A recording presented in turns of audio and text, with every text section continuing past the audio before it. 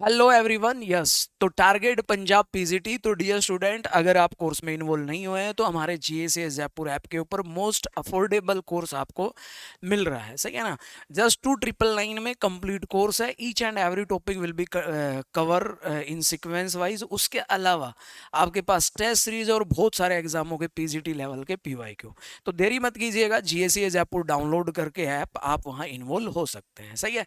I hope ये जो series हमारी चल रही है ये आपको जितने भी साथी पंजाब पीजीटी का एग्जाम देने वाले हैं इस सीरीज को अच्छे से देखिएगा, अपने साथियों के साथ भी शेयर कीजिएगा, लीजिएगा। तो शुरुआत करते हैं भाई। देखो, पहला सवाल ना आज के सेशन का आपसे पूछा गया, क्या कह रहा है कि among the following element the most stable univalent oxidation state. Univalent, देखो सवाल किसका है, पहले टॉपिक को पढ़ते ही आपके दिमाग में आ जाना चाहिए, सर ये हमारा इनर्ट पेयर इफेक्ट का सवाल है। और आपने इनर्ट पेयर इफेक्ट पढ़ा होगा, ये हमारा 13, 13th, 14th और 15th वर्ग पे लगता है। ऊपर से नीचे जाने पर M-2 ऑक्सीडेशन स्टेट की स्टेबिलिटी बढ़ जाती है, यानी कि जो S वाले इलेक्ट्रॉन होते हैं वो बॉन्डिंग में भाग लेना बंद कर देते हैं ना। Yes, reluctance of S electron, that is inert pair effect. अब आपको पता है भाई, बोरोन है, एल्यूमिनियम है, गैलियम है, इंडियम है, थैलियम है। तो जब मैं ऊपर से नीचे जाता हूं तो +1 की स्टेबिलिटी जो है वो आपकी इंक्रीज करती है। और आप पढ़ते भी हो, जो थैलियम होता है थैलियम में +1 ज्यादा स्टेबल होता है +3 से। सही है ना। इसलिए इसको हम डकबिल भी बोलते हैं। क्या बोलते हैं थैलियम प्लस को? डकबिल। हमारी बॉडी में सोडियम और पोटेशियम आयन होते हैं, दे आर आपने सोडियम पोटेशियम पंप पढ़ा होगा। तो वहां पे कई बार क्या होता है, बॉडी में ये जो थैलियम प्लस है पोटेशियम को रिप्लेस कर सकता है। तो इसलिए ध्यान रखना, डगबिल जो अपना रंग बदलता है, गिरगिट याद रखिएगा, थैलियम प्लस। तो करेक्ट आंसर आपका क्या होगा? थैलियम। क्लियर है। +1 की जो स्टेबिलिटी होगी वो थैलियम प्लस की सबसे ज्यादा होगी, फिर आपके पास इंडियम आएगा, फिर आपके पास गैलियम आएगा, फिर एल्यूमिनियम आएगा, फिर बोरोन आएगा। +3 की स्टेबिलिटी की बात करोगे तो फिर ऊपर से नीचे जाने पर +3 की स्टेबिलिटी घटेगी। अगला question, the geometry of aluminium BH4 का थ्राइस। ये एस और पी ब्लॉक का क्वेश्चन आपको ब्रीजिंग में पढ़ाया हुआ भी है। देखो नोट्स में ही है जी। अगर आप ऐप पे पढ़ रहे हैं तो ऐसा कोई क्वेश्चन नहीं है जो आपको नोट्स में नहीं मिलेगा। देखो ये ब्रीजिंग कॉम्प्लेक्स बनता है ना, और यहाँ पे ये जो बोरोन है ये हमारे पास ब्रीजिंग में रहेगा। सही है ना। दो हाइड्रोजन जो है वो हमारे पास यहाँ पे ब्रीजिंग में आ जाएंगे, यानी कि यहाँ पे आपके पास 3 सेंटर्ड 2 इलेक्ट्रॉन बॉन्डिंग यहाँ पे हो जाएगी ना। तो याद रखिएगा, ये जो बॉन्ड है, ये जो ब्रिज बने हुए हैं, कितने ब्रिज बने हैं यहाँ पे? सर ये ब्रिज हमारे पास 6 बन गए है ना। तो ये 3 सेंटर 2 इलेक्ट्रॉन बॉन्ड है। ठीक है। ज्योमेट्री की बात कर रहा है तो ज्योमेट्री आप यहाँ पे देखोगे, एल्यूमिनियम का जो कोऑर्डिनेशन नंबर है वो कोऑर्डिनेशन नंबर 6 है। कितना है? 6। तो कोऑर्डिनेशन नंबर 6 में इनमें से भाई ट्राइगोनल प्लेनर आप बोलते हो कोऑर्डिनेशन नंबर 3 में, ये बोलते हो आप कोऑर्डिनेशन नंबर 4 में, स्क्वायर प्लेनर भी कोऑर्डिनेशन नंबर 4 में, और यहाँ पे ऑक्टाहेड्रल है, कोऑर्डिनेशन नंबर जो है वो आपका कितना बन जाएगा? 6 बन जाएगा। क्लियर है? आई थिंक बिल्कुल क्लियर हो गया होगा क्वेश्चन। अगला सवाल देखो, सिलिकॉन डाइऑक्साइड एग्जिस्ट एज। अगर मैं सिलिकॉन डाइऑक्साइड की बात करूं, देखो इसमें गलती मत कर देना, बॉन्डिंग पढ़ाता हूं तो भी आपने देखा होगा लेक्चर में मैं ये चीज डिस्कस करता हूं। एस और पी ब्लॉक में तो आप पढ़ते हो CO2 में हाइब्रिडाइजेशन sp होती है ना, लेकिन सिलिकॉन डाइऑक्साइड, सिलिकॉन जब भी आता है वो आपके पास ज्यादातर कॉम्प्लेक्स जो है sp3 में ही बनाता है। और ये तो आपका सिलिकेट है। SiO2 क्या होता है? 3D सिलिकेट होता है। 3D सिलिकेट होता है, और इसको आप टेक्टोसिलिकेट भी बोलते हैं। क्या बोलते हैं? टेक्टोसिलिकेट्स, याद रखिएगा। और इसकी संरचना कैसे होती है, स्ट्रक्चर कैसे होता है भाई? ये आपका इस तरीके से एक सिलिकॉन एटम 4 ऑक्सीजन के साथ जुड़ा होगा। और ये ऐसा नहीं होगा, ये पूरी चेन आपकी होती है ना, सिलिकेट में पढ़ते हो आप। और यहाँ पे सिलिकॉन के सारे ऑक्सीजन एटम शेयरिंग में होंगे। समझ आया नहीं आया भाई? अब एक बात बताओ, जो बच्चे ऐप पे पढ़ रहे हैं, ये बॉन्डिंग में मैं आपको CO2 के साथ ही बताता हूँ, और वैसे हम सिलिकेट में पूरा डिटेल में पढ़ते हैं। दैट इज टेक्टोसिलिकेट, पॉलीमर है ये, पॉलीमर पॉलीमर पॉलीमर। आगे बढ़ते हैं। कैटिनेशन प्रॉपर्टीज शोन बाय, ये सबको पता है, कैटिनेशन खुद के साथ बॉन्ड बनाने की क्षमता। तो आपको पता है यार कैटिनेशन की प्रॉपर्टीज जो है ऊपर से नीचे जाने पर हमारे पास जो कैटिनेशन की प्रॉपर्टी है वो घटती है, सही है ना। सबसे ज्यादा कार्बन, फिर सिलिकॉन, फिर जर्मेनियम, फिर एसएन, फिर पीबी। सबसे ज्यादा कैटिनेशन देखा होगा कितने ऑर्गेनिक कंपाउंड है, कितने ऑर्गेनिक कंपाउंड आप बनाते हो, तो कार्बन की खुद के साथ बॉन्ड बनाने की क्षमता सबसे ज्यादा होती है। यस, जीनोन की कहानी की बात की जाए तो जीनोन में आप सबसे केवल और केवल ज्योमेट्री और हाइब्रिडाइजेशन से सवाल पूछे जाते हैं। यहाँ पे तो आपसे हाइब्रिडाइजेशन ही पूछ रहा है। तो वैसे तो आप सबने पढ़ा हुआ है, स्टेरिक नंबर निकालोगे तो भी भाई देखो XeF2 में आप स्टेरिक नंबर निकाल सकते हो। सर जी 1/2 जीनोन के 8 वैलेंस इलेक्ट्रॉन, 2 मोनोवैलेंट, 5 आ गए। हाइब्रिडाइजेशन क्या बोलोगे, sp3d। XeF4 में आप स्टेरिक नंबर निकालोगे तो आपको पता है 1/2 जीनोन के वैलेंस इलेक्ट्रॉन 8, मोनोवैलेंट 4, ये 6 आ गया। तो क्या बोलोगे, sp3d2। XeF6 की बात करोगे तो ये आपके पास बन जाएगा 1/2 जीनोन के 8, 8 और 6 14, ये बन गया 7। हाइब्रिडाइजेशन बन जाएगी sp3d3। तो ज्योमेट्री का भी याद रखना भाई, ये तो हाइब्रिडाइजेशन आ गई, ज्योमेट्री पूछ ले मान लो। ज्योमेट्री sp3d में tbp बनती है, यहाँ ऑक्टाहेड्रल बनती है, यहाँ pbp बनता है। अगर हमें मान लो शेप पूछता तो शेप टीबीपी में यहाँ पे देखो भाई 2 बॉन्ड पेयर है, 3 लोन पेयर है, तो शेप कैसी बनती है, लीनियर बनती है। यहाँ पे 4 बॉन्ड पेयर है, 2 लोन पेयर है, तो स्क्वायर प्लेनर बनता है। यहाँ पे 6 बॉन्ड पेयर है, 1 लोन पेयर है, तो ये कैसा बनता है, डिस्टोर्टेड ऑक्टाहेड्रल। क्लियर है। तो यही ऑप्शन आपको वहां पे जाके चेक करना था और कुछ भी नहीं करना था। देखो भाई रेस्पेक्टिवली आपसे दिया हुआ है, अच्छा स्ट्रक्चर भी दे दिया है ना, predict the correct hybridisation.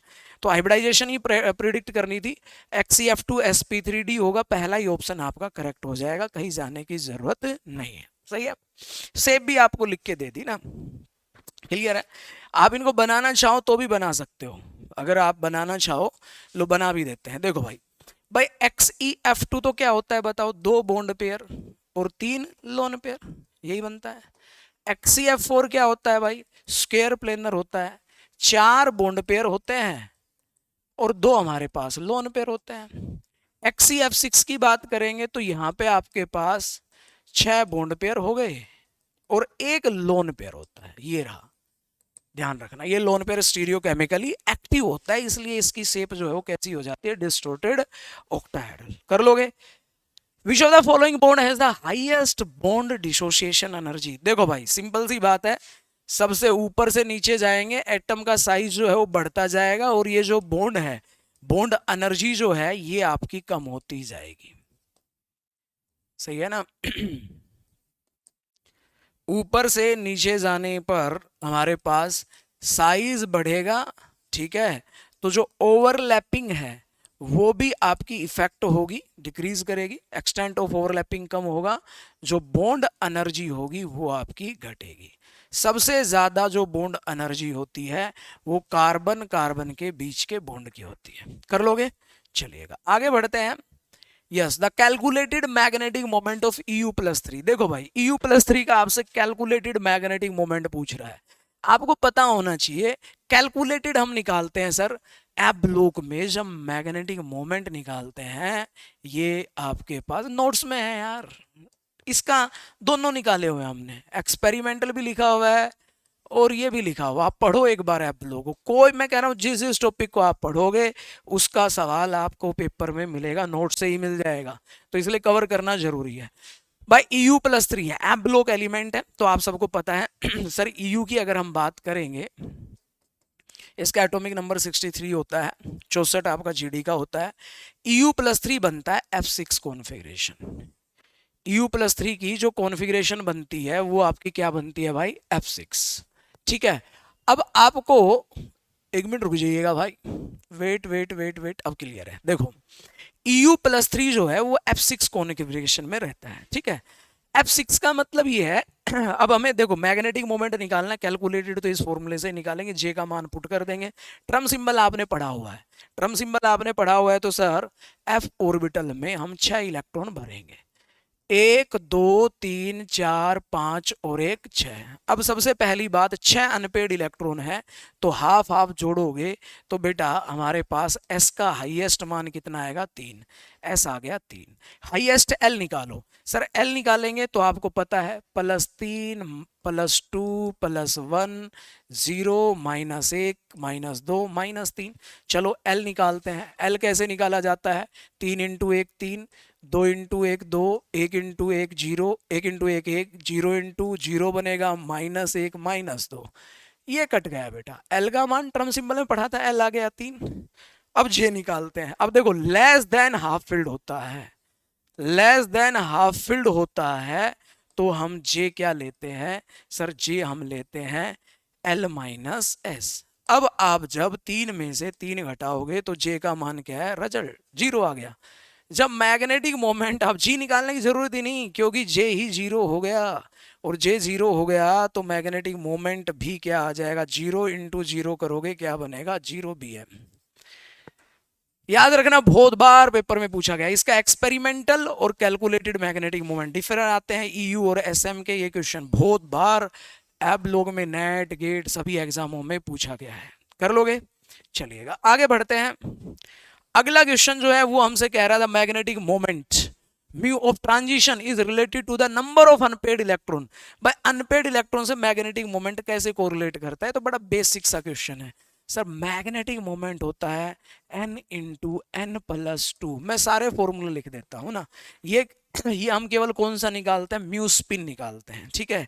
Mu s + l पूछ लेगा तो वो फॉर्मूला भी याद रखना, 4s into s + 1 plus L into L+1। ये पूछ ले, ये याद रखना। म्यू जे टोटल पूछ ले, स्पिन और ऑर्बिटल, तो फिर ये याद रखना। ये तीनों फॉर्मूले मैग्नेटिक मोमेंट के आपके पूछे जाते हैं। क्लियर है? तो यहाँ पे आपके पास क्या बन जाएगा? ये रहा। तो बिल्कुल सिंपल था। ये जो हम नंबर ऑफ अनपेड इलेक्ट्रॉन से निकालते हैं, केवल हम कौन सा निकालते हैं? Spin, mu spin. ये केवल स्पिन एंगुलर मोमेंटम होता है। ये आपका टोटल होता है, स्पिन भी और ऑर्बिटल भी। In which case order of acidic strength. देखो भाई सिंपल सी बात है सर, ये सही है भाई। HI की एसिडिटी सबसे ज्यादा होती है, HBr क्योंकि कंजुगेट बेस आयोडीन सबसे ज्यादा स्टेबल होता है, HF वीक एसिड होता है, ये ट्रू है। HiO4 HClO4, देखो यहाँ पे क्या हो रहा है? ऑक्सीडेशन स्टेट जो है वो कम हो रही है तो एसिडिटी जो है वो कम होती जाएगी, ये भी ट्रू है, ये भी ट्रू है। HF की एसिडिटी H2O से ज्यादा होगी, ये भी ट्रू है। ये तीनों बात सही है। ये गलत है, ये गलत है क्योंकि यहाँ पे आपके पास जो एसिडिटी का सही ऑर्डर बनेगा वो बनेगा, क्योंकि ऑक्सीडेशन स्टेट अगर सेम है देन एसिडिटी आप चेक करोगे इलेक्ट्रोनेगेटिविटी ऑफ सेंट्रल एटम, ये बनता है। कर लोगे? इसमें एक एक्सेप्शनल है। वैसे तो हम पढ़ते हैं एसिडिटी जो है वो डायरेक्टली प्रोपोर्शनल होता है ऑक्सीडेशन स्टेट के, लेकिन इसमें एक चीज आप जरूर याद रखिएगा जो इंपॉर्टेंट है भाई। H3PO2 हाइपोफॉस्फोरिक एसिड ज्यादा एसिडिक होता है as compared to phosphorus acid, जहां पे ऑक्सीडेशन स्टेट वाला क्राइटेरिया आपका फेल हो जाता है। ये जरूर ध्यान रखना, इसमें गलती मत कर देना। बाकी लेक्चर में आपको खूब डिटेल में समझा रखा है ऐसा क्यों होता है, ठीक है ना। स्टेबिलिटी ऑफ कंजुगेट बेस सबसे ज्यादा स्टेबल यहां होता है as compared to this. Actinide के बारे में कौन सी बात सही है? पहली बात, all actinide are synthetic element. गलत बात भाई। देखो थोरियम और यूरेनियम, अगर मैं बात करूं ध्यान से सुनना, हमारे पास यूरेनियम के बाद जितने भी एलिमेंट आते हैं वो सिंथेटिक होते हैं, वो मैनमेड होते हैं। तो ये तो आपके पास 92 एटॉमिक नंबर तो जो एलिमेंट नेचुरल है, तो ये वाली बात गलत हो गई। इंक्लूडिंग एलिमेंट 104 नहीं भाई। देखो जो एक्टेनाइड सीरीज होती है वो आपकी एक्टिनियम एटॉमिक नंबर होता है 89, एक्टिनियम के बाद आता है आपका थोरियम 90 पे, और फिर ये चलता है बेटा लारेंसियम 103, ठीक है। उसके बाद आता है आपका RF 104। तो जो रेदरफोर्डियम होता है 104 पे, जो सुपर हैवी एलिमेंट होता है डी ब्लॉक का होता है। एब ब्लॉक एलिमेंट थोरियम से लेके लारेंसियम तक कितने एलिमेंट है? ये 14 एलिमेंट है। बोलो तो ये वाली बात भी गलत होगी। Have only short life isotope, देखो ये have only short life time बोल दिया। कुछ ऐसे भी हैं भाई जिनका लाइफ टाइम थोड़ा ज्यादा भी होता है, सबका ही नहीं होता, वैसे ज्यादातर ये होते हैं, लेकिन ओनली बोल रहा है इसलिए गलत हो गया। Have variable valence, yes they show several oxidation state, याद रखना एक्टिनाइड लेंथेनाइड के कंपैरेटिवली एक्टिनाइड जो है वो वेरिएबल ऑक्सीडेशन स्टेट शो करते हैं, जबकि लेंथेनाइड तो कॉमनली +3 शो करते हैं, कुछ लेंथेनाइड +2 भी शो करते हैं, कुछ +4 भी शो करते हैं। The solubility of MOH, MOH की सोलिबिलिटी देखो भाई बड़ी सिंपल सी बात है LiAOH, NaOH, KOH और उसके बाद आपका आएगा RbOH, CgMOH। ध्यान रखना पहली बात तो ये याद रखना ऊपर से नीचे जाते हैं तो इनकी जो बेसिसिटी है, क्षारीयता जो है वो बढ़ती है, ठीक है। दूसरा हाइड्रोक्साइड आयन छोटा होता है, ये देखो ये है छोटू, ऐसे ही तो पढ़ा रखा है, और ये भी छोटू, ये भी कौन है छोटू, छोटू यानी कि सेम सेम, और यहाँ पे ये आ गया बड्डू, बड्डू भरा आ गया भाई ये, और ये क्या हो गया छोटू।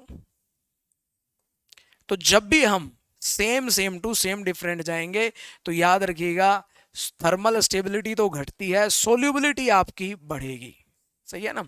वैसे जो स्ट्रॉन्ग बेस होगा तुरंत पानी में घुल जाएगा, सही है। ऊपर से नीचे जाने पर बेसिसिटी घटती है, आपसे ही पूछ रहा है तो ये ऑप्शन बन जाएगा B option. The formula of baking powder, baking powder क्या होता है यार, बेकिंग सोडा, बेकिंग सोडा जो होता है उसी को हम बोलते हैं बेकिंग पाउडर, और ये आपका होता है सोडियम बाइकार्बोनेट। ध्यान देना सोडियम बाइकार्बोनेट क्या होता है, देखो ये आपका H2CO3 कार्बोनिक एसिड होता है, ठीक है। इसमें अगर मैं NaOH मिलाता हूं यहां से एक H प्लस जाता है ना, यानी कि HCO3-, ये बाइकार्बोनेट हो गया, इसके साथ सोडियम, सही है ना। ये आपके पास होता है, ये it act also buffer, buffer का भी काम करता है। आओ among alkali metal the most abundant element on the earth crust, by earth crust पे सबसे ज्यादा जो abundant है वो इनमें से सबसे ज्यादा सोडियम ही है, ये लगभग 2.8% होता है, पोटासियम इसके बाद आता है 2.6%, सही है। फिर लिथियम, तो सबसे ज्यादा क्या है सोडियम ही होगा इसका करेक्ट आंसर। कुछ फैक्चुअल क्वेश्चन भी पूछ लेता है। अगला क्वेश्चन देखो भाई, ये वाला जो क्वेश्चन है बड़ा इंटरेस्टिंग क्वेश्चन है। क्या कह रहा है, KMnO4 can be prepared by oxidation of Mn+2।